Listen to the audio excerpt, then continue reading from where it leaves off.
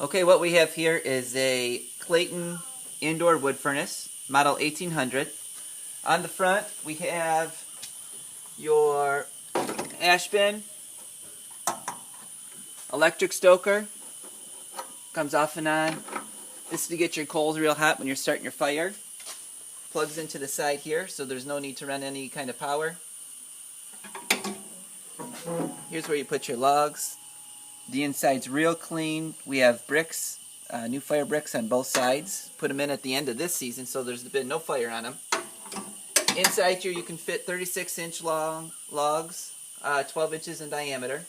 Up top we have the damper to adjust the airflow. Sides are real clean. Couple minor scratches. You will not find any rust anywhere on this thing. It was pulled out of a basement that was real nice and dry, so there was no moisture issues at all, as you can see by looking at the furnace. You won't find any rust. On the back here, the blower slides in and out. This pushes the air and gets it right into your ductwork.